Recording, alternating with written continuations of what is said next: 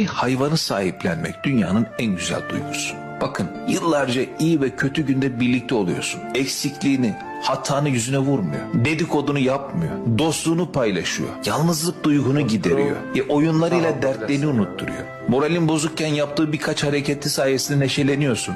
Pek çok dostun vefasızlık göstermişken ondan asla vefasızlık görmüyorsun. Yalanına şahit olmuyorsun. Kandırmıyor seni. Aldatmıyor seni. Kızdığın zamanlar sana küsmüyor. Yani ufacık bir ödüle büyük tezahürat yapıyor. Üzüntünü, neşeni fark ediyor. Ona göre davranıyor. Sen onu seviyorsun ama bakıyorsun ki o seni senden daha çok seviyor. Yani hem karşılıksız hem de canını göz kırpmadan sana veriyor. Senin için verecek kadar seviyor. Yani kısacası hiçbir insandan görmeyeceğin sevgiyi, dostluğu bize o yaşatıyor. Belki de yaşlandığımız zaman ve etrafımızda kalan tek dostumuz da o olacak. Bilemiyoruz. O müalicə eləyir də itə. İtim ölürdü, sağaltdı. Allah'ın canı sağ eləsin.